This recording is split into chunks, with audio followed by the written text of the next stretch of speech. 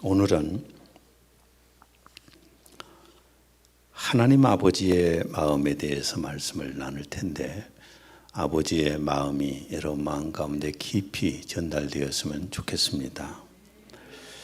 우리 민족은 유교의 엄격한 교육 속에서 아버지에 대한 인식이 엄격한 아버지, 무서운 아버지, 이런 이미지를 많이 가지고 있습니다. 제가 인터넷을 보다가 좀 매우 슬프고 좀 웃긴 현실적인 얘기를 제가 읽었습니다.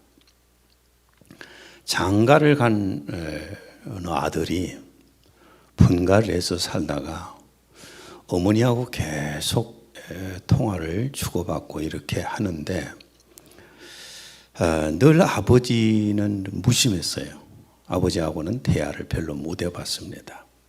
그거 전 아버지는 가깝게 지내기는 왠지 좀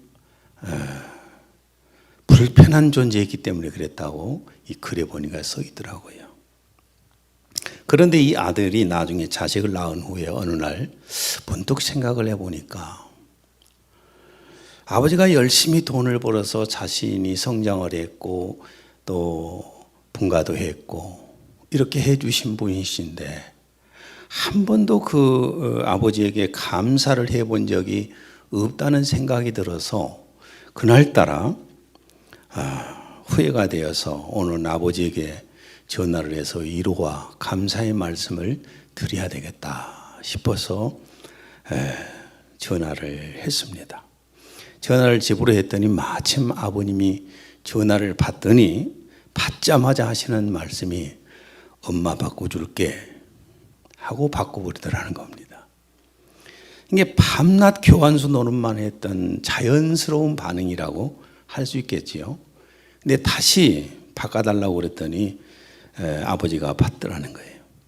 아니요, 오늘 아버지하고 얘기를 좀 하려고 그렇습니다.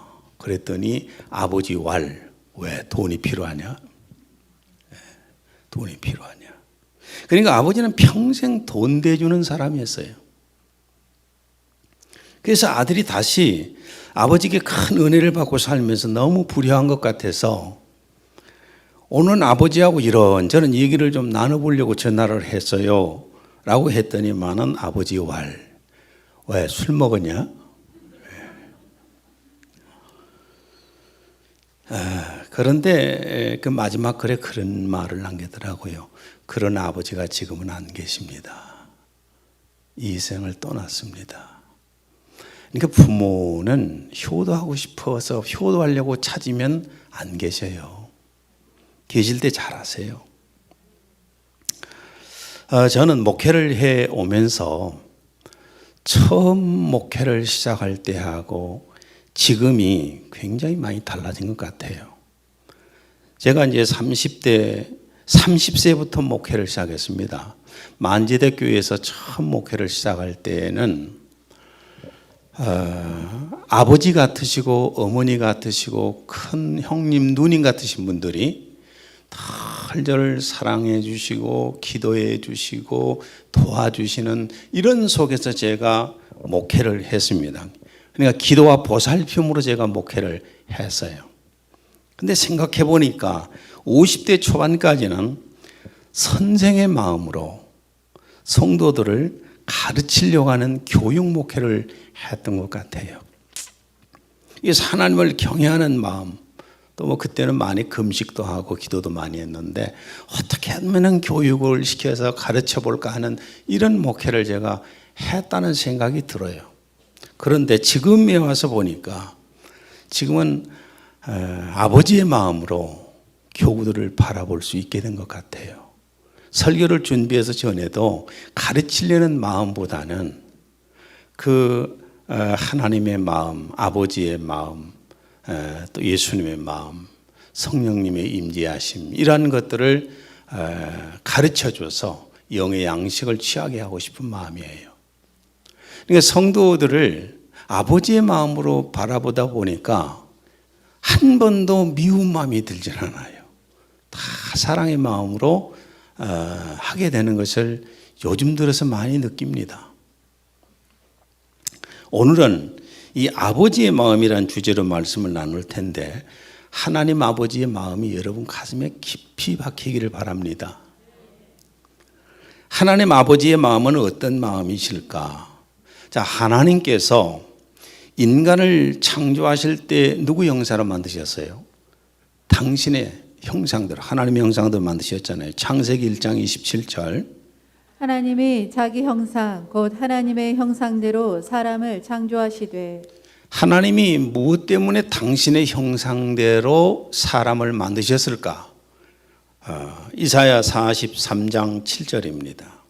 내 이름으로 불려지는 모든 자 곧 내가 내 영광을 위하여 창조한 자를 오게 하라. 그를 내가 지었고 그를 내가 만들었느니라. 하나님의 영광을 위해서 하나님께서 당신의 형상대로 인간을 만드셨습니다. 그러면은 어떤 영광을 위하여서 창조를 하셨을까? 계시록 21장 2절에서 4절입니다. 나 요한은 거룩한 도성 새 예루살렘이 하나님께로부터 하늘에서 내려오는 것을 보았는데 마치 신부가 자기 남편을 위하여 단장한 것 같이 예비되었더라. 또 내가 들으니 하늘에서 큰 음성이 나서 말하기를 보라, 하나님의 성막이 사람들과 함께 있어 그분께서 그들과 함께 거하시리니 그들은 그분의 백성이 되고 하나님께서는 친히 그들과 함께 계셔서 그들의 하나님이 되시리라. 하나님께서 그들의 눈에서 모든 눈물을 닦아내시며 다시는 사망이나 슬픔이나 울부짖음이 없고 고통 또한 없으리니 이는 이전 것들은 다 사라져 버렸음이라고 하더라. 하나님께서 인간을 당신의 형상대로 만드신 것은 당신의 영광을 위함이라고 했는데 그 영광이 뭐냐면은 장차 아버지의 집에서 하나님의 자녀들과 함께 같이 행복하게 사랑하면서 사시기 위해서 인간을 만드신 겁니다. 이게 하나님께서 인간을 만드신 목적이에요. 그런데 인간이 사탄의 영을 받아들이면서 사탄을 따르기 시작을 했습니다. 하나님께서 아담에게 선악과를 먹으면 반드시 죽는다고 말씀을 하셨지 않습니까? 창세기 2장 17절. 선악을 알게 하는 나무의 열매는 먹지 말라. 네가 먹는 날에는 반드시 죽으리라. 사탄은 아담과 하와에게 죽지 않고 네가 이것을 먹으면 하나님과 같이 된다라고 말했습니다. 창세기 3장 4절에서 5절. 뱀이 여자에게 이르되 너희가 결코 죽지 아니하리라. 너희가 그것을 먹는 날에는 너희 눈이 밝아져 하나님과 같이 되어 선악을 알 줄 하나님이 아심이니라. 사람이 누구 말을 더 신뢰했습니까?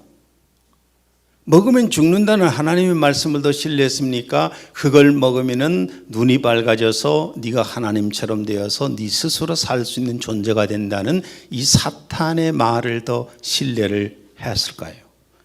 사탄의 말을 더 신뢰했습니다. 그래서 하나님의 말씀을 어기고 선악과를 따먹고 말았습니다. 그 결과는 어떻게 되었는가? 창세기 6장 3절입니다.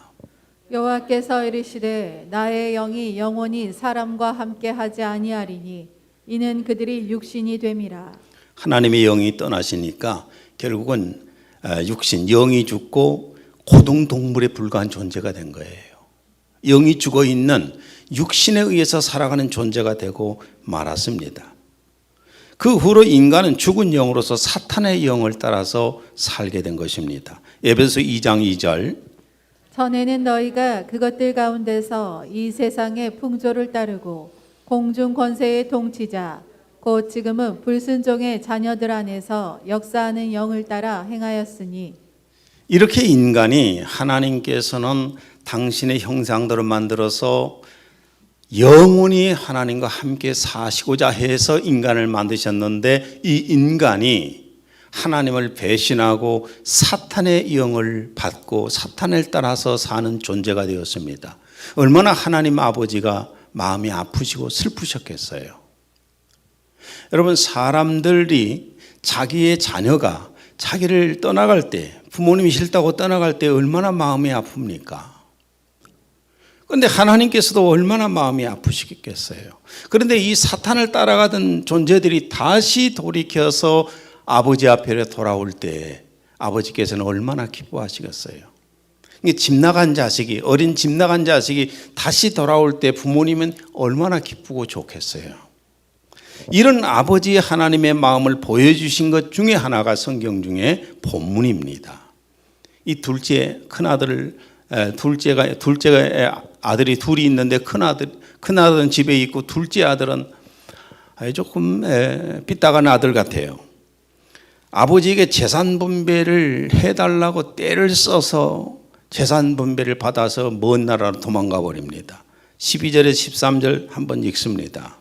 그 둘째가 아버지에게 말하되 아버지여 재산 중에서 내게 돌아올 분깃을 내게 주소서 하는지라. 아버지가 그 살림을 각각 나눠 주었더니 그 며칠이 안 되어 둘째 아들이 재물을 다 모아가지고 먼 나라에 가.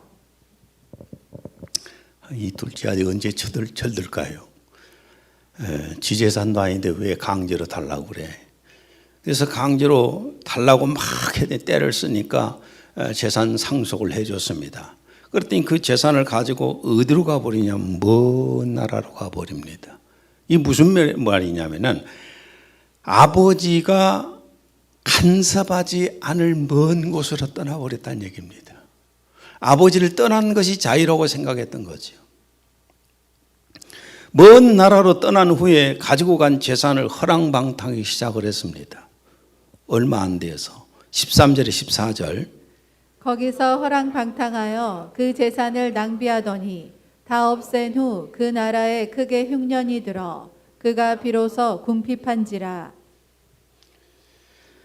거기서 허랑방탕하여 그 재산을 낭비하더니 다 없앤 후 그 나라에 크게 흉년이 들어 그가 비로소 궁핍한지라. 아버지를 떠나가서 살면 자유롭게 살 수 있고 더욱더 행복하게 살 수 있다고 생각을 했는데 결국 아버지를 떠나서 살고 보니까 삶이 완전히 바닥나가지고 거지가 되어버립니다. 거지가 된 후에 먹을 것이 없어요. 15절에 16절 가서 그 나라 백성 중 한 사람에게 붙여 사니 그가 그를 들로 보내어 돼지를 치게 하였는데 그가 돼지 먹는 쥐엄 열매로 배를 채우고자 하되 주는 자가 없는지라. 먹는 것에 별 관심이 없었고 입는 것도 관심이 없이 항상 먹을 것 입을 것이 있었고 자기 마음대로 할 수 있는 삶을 살다가 아버지를 떠나 사서 나중에 거지가 돼가지고 돼지치는 양돈장에 가서 좀 빌부터 살려고 했더니 그것도 쉽지가 않아요. 먹을 것이 없다 보니까 돼지 사료를 먹어보려고 했는데 그 사료마저도 제대로 먹지 못해서 허기지고 배가 고픈 이런 삶을 살았습니다. 누구를 떠났기 때문이에요? 아버지를 떠났기 때문이에요. 그때야 비로소 아버지의 사랑이 그리웠습니다. 아버지 집에서 아들로 살 때가 얼마나 품위가 있었고 얼마나 행복했는가를 그때야 비로소 알게 된 겁니다. 17절에 19절 이에 스스로 돌이켜 이르되 내 아버지에게는 양식이 풍족한 품꾼이 얼마나 많은가. 나는 여기서 줄여 죽는구나. 내가 일어나 아버지께 가서 이르기를 아버지 내가 하늘과 아버지께 죄를 지었사오니 지금부터는 아버지의 아들이라 일컬음을 감당하지 못하겠나이다. 나를 품꾼의 하나로 보소서 하리라. 아버지 집으로 그때야 돌아가려는 마음을 품습니다. 사람은 좀 고생을 해볼 필요가 있어요. 배가 고파볼 필요가 있지요. 그렇죠? 어렵고 힘든 과정을 겪어볼 필요가 있어요. 그래야만이 그때 그 시절을 알게 된다는 겁니다.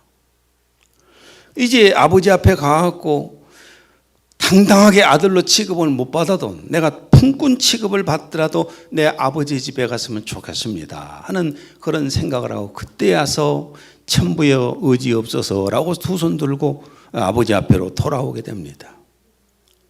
그런데 아버지께로 돌아오는 이 아들의 모습은 어떤 모습이었는가? 어떤 모습이었어요? 떠날 때는 온 몸이 기름기가 잘잘 흘렀겠지요. 입은 옷은 명품으로 그냥 팽팽 두르고 살았겠지요. 근데 돌아올 때에는 완전 상거지가 되어서 먹지 못하고 피짱 말라서 피골이 상접되어서 거지가 되어가지고 옷은 남루한 거지가 되어서 머리는 지끌벅글 해가지고 엉망진창이었을 거 아닙니까? 이런 모습으로 아들이 돌아옵니다. 그런데 아버지는 이 아들을 어떻게 맞이했을까? 20절. 이에 일어나서 아버지께로 돌아가니라. 아직도 거리가 먼데 아버지가 그를 보고 측은히 여겨 달려가 목을 안고 입을 맞추니 이렇게 돈을 가지고 배신하고 떠나버린 남의 새끼가 돌아온다면 어쩔까요? 이거 받아주겠어요? 이런 상거지를 왜 받아줍니까? 내치죠. 그런데 상거지가 되고 바짝 마른 이 아들을 아버지는 멀리서도 보고 바로 알아봅니다. 저거 내 자식이구나. 내 아들이구나. 얼마나 매일매일 목 빠지게 그 아들을 기다렸으면 참 멀리서 오는 형편없는 몰골이 되어본 아들을 알아보고 아버지가 거기에 달려갔겠어요. 그리고 그 냄새나는 아들, 상거지로 살아온 그 냄새나는 아들을 끌어안고 입을 맞추고 이런 모습, 이게 바로 아버지의 마음이에요. 그리고 모든 것을 다 동원하여서 돌아온 아들이 기죽지 않게끔 환영을 합니다. 22절 23절. 아버지는 종들에게 이르되 제일 좋은 옷을 내어다가 입히고 손에 가락지를 끼우고 발에 신을 신기라. 그리고 살진 송아지를 끌어다가 잡으라. 우리가 먹고 즐기자. 예, 24절도 읽습니다.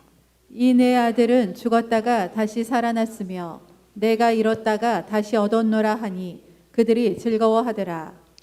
이것이 바로 우리를 기다렸고 우리가 돌아오니까 맞이했고 지금도 바라보고 계시는 아버지 하나님의 사랑, 그 마음을 말하는 겁니다. 절대로 포기할 수 없는 하나님 아버지의 마음, 이것을 바로 이 오늘 본문 이런 비유를 통해서 우리에게 알려주시는 거예요. 그런데 말입니다. 아버지가 아무리 우리를 사랑하고 또 사랑하고 사랑하는 그 마음을 가지고 있다 할지라도 우리가 그것을 모르지 않습니까? 우리가 잘 몰라요. 사랑은 표현되기 전에는 알지 못하는 거 아니에요? 모릅니다. 그래서 하나님 아버지의 마음을 우리에게 알려주시기 위해서 오신 분이 계십니다. 그분이 누구신가요? 하나님의 아들 예수 그리스도시죠. 요한복음 1장 18절. 본래 하나님을 본 사람이 없으되 아버지 품속에 있는 독생하신 하나님이 나타내셨느니라. 독생하신 하나님, 하나님 아버지의 하나밖에 없는 그 아들이 아버지 하나님의 사랑을 우리에게 보여주시기 위해서 오셨습니다. 그래서 예수님은 권능으로 하나님 아버지의 권능 또한 우리에게 보여주셨습니다. 사도행전 10장 38절. 하나님이 나사렛 예수에게 성령과 능력을 기름 붓듯 하셨으며 그가 두루 다니시며 선한 일을 행하시고 마귀에게 눌린 모든 사람을 고치셨으니 이는 하나님이 함께 하셨음이라. 수많은 이적을 행하시면서 하나님 아버지가 어떤 분인가를 보여주신 거예요. 그 권능을 보여주신 겁니다. 그리고 예수님은 당신의 종들에게도 이 권능을 부어주시면서 하나님 아버지와 예수님이 어떤 분인가를 증거하게 하셨습니다. 사도행전 1장 8절.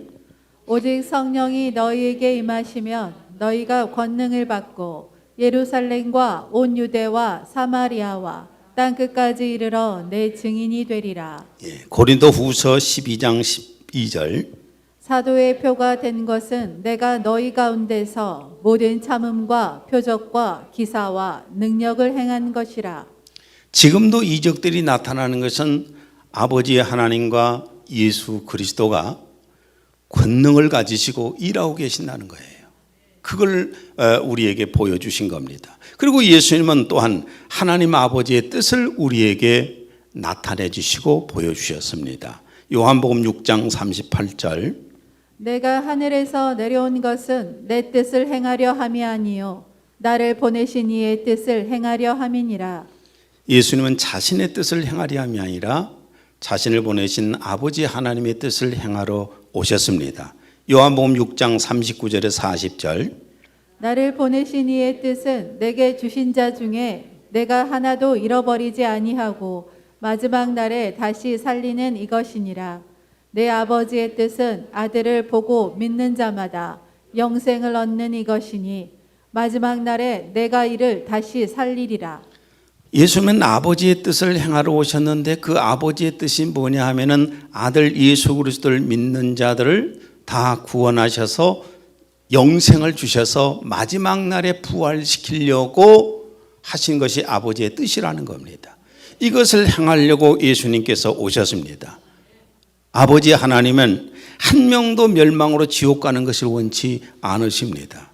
누가복음 15장 10절. 죄인 한 사람이 회개하면 하나님의 사자들 앞에 기쁨이 되느니라. 한 명이 전도되어서 한 명이 예수를 믿고 구원받을 때 아버지께서는 그렇게 기뻐하신다는 겁니다. 나는 욥기에서 처음에 욥이 10 자식을 잃어버렸잖아요.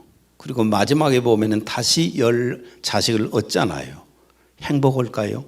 행복하지 않습니다. 10 자식이 생겼다고 10 자식이 없어졌어도 행복할까요? 절대로 대신될 수 없는 거잖아요.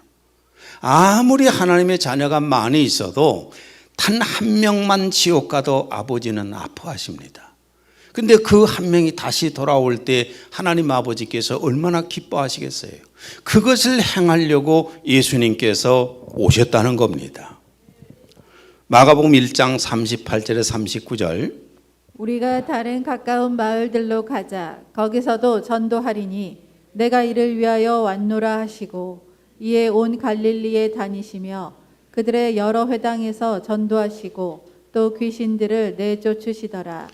아버지 하나님의 잃어버린 자녀들을 찾기 위해서 예수님은 전도하셨고 그 자녀들이 하나님 앞에 돌아오기 위해서 권능을 행하시고 귀신도 쫓고 이 일을 하셨다는 겁니다. 우리가 가장 아버지를 기쁘게 해드리는 방법이 뭘까요? 한 영혼을 주님 앞에 데려와서 구원받게 하는 것입니다. 그리고 예수님이 오신 것은 하나님 아버지의 은혜와 사랑을 우리에게 보여주러 오셨습니다. 알려주러 오셨어요. 여러분, 아무리 종이 훌륭하게 만들어져 있어도 울리지 않으면 사람들이 종으로 인정을 안 합니다. 사랑이라는 게 그렇잖아요. 내 마음에 아무리 많이 사랑이 가득 차도 이것이 표현되어서 상대방이 그 사랑을 인정할 때, 사랑이라고 느낄 때 사랑인 거 아니에요. 느끼지 않으면 사랑이 아닌 거예요. 하나님 아버지 마음속에 있는 사랑도 표현하지 않으면 사람이 어떻게 알겠습니까? 그래서 하나님 아버지의 마음속에 있는 사랑을 어떻게 보여주셨는가? 요한복음 3장 16절. 하나님이 세상을 이처럼 사랑하사 독생자를 주셨으니 이는 그를 믿는 자마다 멸망하지 않고 영생을 얻게 하려 하심이라. 예수님은 뭐하러 오셨어요? 하나님 아버지의 사랑과 은혜를 우리에게 알게 해주시기 위해서 오셨어요. 얼마만큼 아버지가 우리를 사랑하시는가를 보여주시기 위해서 오셨어요. 여러분, 사랑이라고 하는 것은 희생이 없는 사랑은 있을 수 없습니다. 너무나 요즘은 사랑을 남발을 많이 하잖아요. 사랑합니다, 사랑합니다, 사랑합니다. 아무런 희생도 없이, 책임도 없이. 그러나 사랑은 반드시 거기에 사랑이라고 사랑하는 대가가, 희생의 대가가 따르는 것입니다. 요한 1서 3장 17절 18절. 누가 이 세상의 재물을 가지고 형제의 궁핍함을 보고도 도와줄 마음을 닫으면 하나님의 사랑이 어찌 그 속에 거하겠느냐. 자녀들아, 우리가 말과 혀로만 사랑하지 말고 행함과 진실함으로 하자. 사랑에는 반드시 희생이 따른다는 거예요. 내가 내 아내를 사랑한다고 표현했으면 사랑한 만큼의 희생이 가는 겁니다. 사랑한다면 선물도 해줘야 할 것이고, 사랑한다면 용돈도 줘야 할 것이고, 사랑한다면 삶도 풍요롭게 해주는 거 아닙니까? 입으로만 사랑합니다, 사랑합니다, 사랑합니다 하는데 아무것도 안 줘봐요. 그건 사랑이 아니죠. 악용하는 거지요. 사랑을. 하나님께서도 마찬가지입니다. 우리를 말로 사랑한다, 사랑한다, 사랑한다 이걸로 끝나는 것이 아니라 자기 하나밖에 없는 아들을 우리를 사랑하기 때문에 우리의 죄값을 대신 지시기 위해서 십자가에서 희생의 제물이 되게 하셨잖아요. 속죄 제물이 되게 하셨잖아요. 이거보다 더 큰 사랑의 표현이 어디 있겠습니까? 요한일서 4장 10절 사랑은 여기 있으니 우리가 하나님을 사랑한 것이 아니요 하나님이 우리를 사랑하사 우리 죄를 속하기 위하여 화목제물로 그 아들을 보내셨음이라. 예수님이 십자가에서 속죄 제물이 되고 하나님과 우리 사이에 화목 제물이 되신 것은, 피 흘려서 죽으신 것은 아버지 하나님이 우리를 사랑하신다는 증거인 겁니다. 그 아버지 하나님의 사랑, 가장 깊은 사랑을 우리에게 표현해 주신 것이 바로 예수님이에요. 예수님이 안 오셨다면 어떻게 하나님의 사랑을 압니까? 예수님이 오기 전에 이스라엘 백성들이 어떻게 하나님의 사랑을 알았겠습니까? 하나님의 사랑을 모르기 때문에 하나님은 두려운 존재에 불과했잖아요. 그러나 예수 그리스도가 오신 다음에 하나님은 사랑이라는 말을 우리가 씁니다. 왜? 예수 그리스도가 그 아버지의 사랑을 우리에게 보여주셨기 때문입니다. 자, 그런데 이건 모두가 다 아는 사실입니다. 그런데 예수님이 2000년 전에 보여주신 하나님 아버지의 그 사랑을, 하나님의 마음을 우리 마음속에 깊은 감동으로 전달을 해 주신 분이 계십니다. 지식적으로 아는 것이 아니라 내 마음 깊숙한 곳에서 진짜 그 아버지 하나님의 사랑이 내 안에 감동으로 오게 하신 분이 계신다 그 말입니다.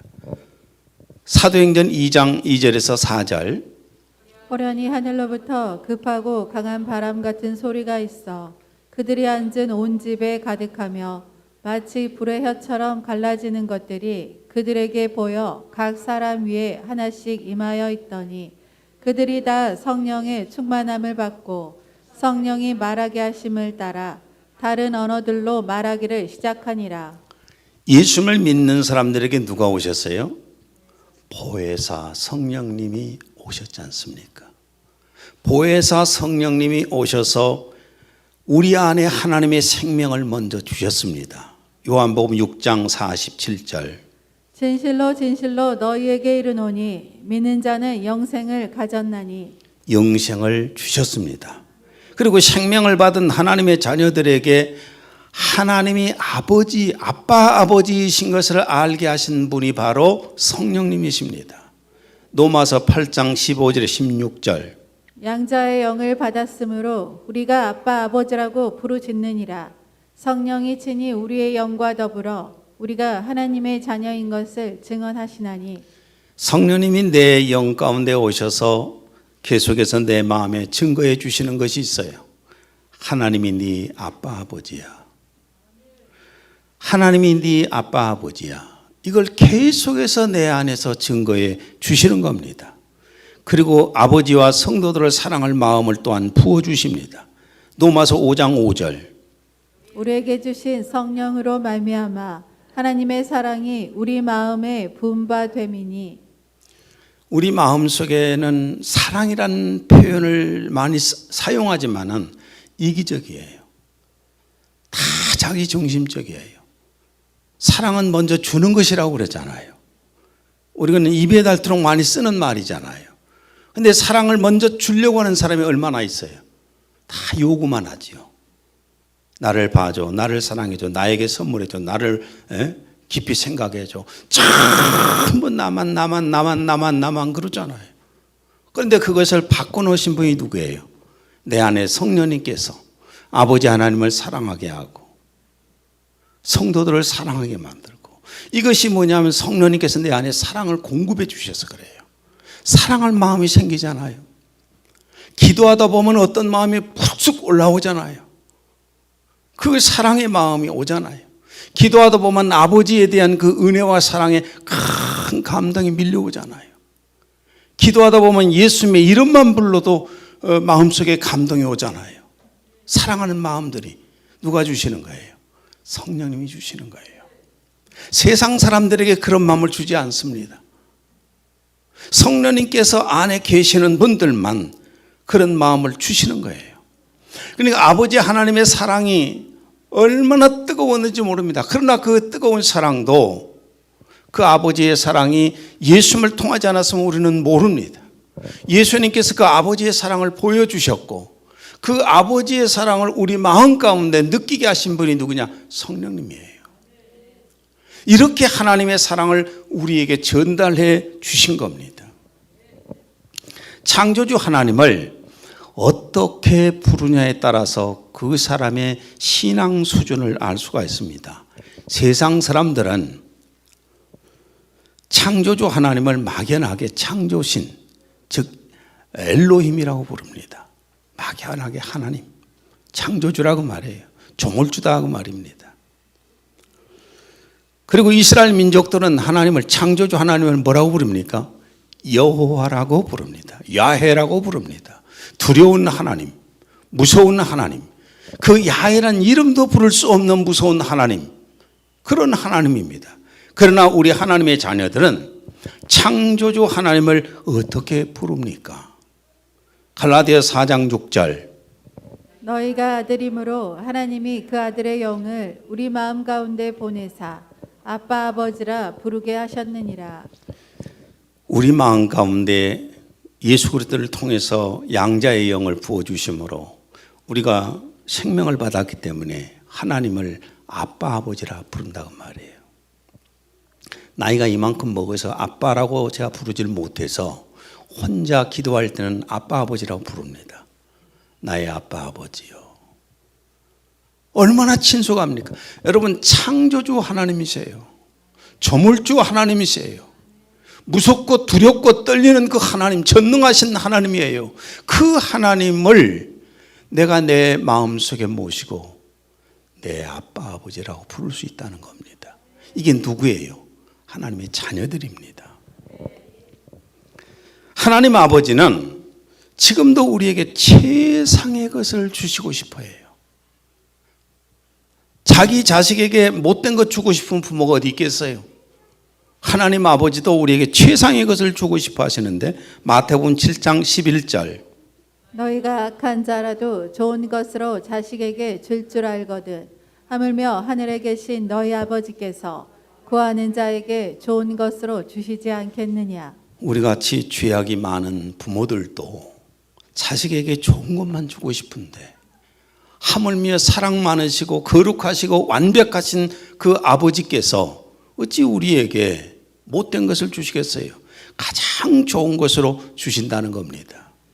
로마서 8장 32절, 자기 아들을 아끼지 아니하시고 우리 모든 사람을 위하여 내주시니가 어찌 그 아들과 함께 모든 것을 우리에게 주시지 아니하겠느냐. 독생자, 당신의 하나밖에 없는, 아버지의 하나밖에 없는 아들을 내어주신 분이 우리에게 어찌하여서 다른 걸 안 주시겠냐는 겁니다. 모든 걸 주시고 싶어 하시는 겁니다. 다만 내가 그 조건이 그걸 받으면 안 되기 때문에 안 주시는 거겠지요. 오늘 이 말씀을 마치면서 묻습니다. 하나님 아버지를 부를 때, 아버지라고 부를 때 어떤 감정이 오신가요? 하나님 아버지, 나의 아빠 아버지 부를 때 어떤 감정이 온가요? 아무 감각이 없습니까? 그렇다면 기도하십시오. 성령님께서 여러분 마음에 아버지 하나님의 그 사랑과 은혜를 느끼게 해달라고 아버지 앞에 기도하세요. 에베소 3장 18절에 19절 공동번역입니다. 모든 성도들과 함께 하나님의 신비가 얼마나 넓고 깊고 높고 깊은지를 깨달아 알고 인간의 모든 지식을 초월한 그리스도의 사랑을 알 수 있게 되기를 바랍니다. 저도 그렇고 여러분도 그렇고 그 아버지 하나님의 사랑 얼마나 깊고 얼마나 넓고 얼마나 길고 얼마나 높은지를 다 깊이 깨달아서 그 아버지의 사랑에 감동되어 사는 여러분이 되시기를 주님의 이름으로 축원드립니다. 기도합니다. 하나님 아버지, 오늘은 아버지의 마음을 전달했습니다. 우리를 사랑해 주신 것 감사합니다. 사랑해 주신 것을 예수님을 통해서 보여주신 것 감사합니다. 예수님을 통해서 보여주신 그 사랑을 우리 마음에 깊숙이 느끼게 성령님을 통해서 느끼게 해주신 것을 감사합니다. 이제 매일같이 하나님의 사랑을 더욱더 깊게 느끼고 넓게 느끼고 길게 느끼고 높이 느낄 수 있도록 도와주시옵소서. 예수님 이름으로 기도했습니다. 아멘.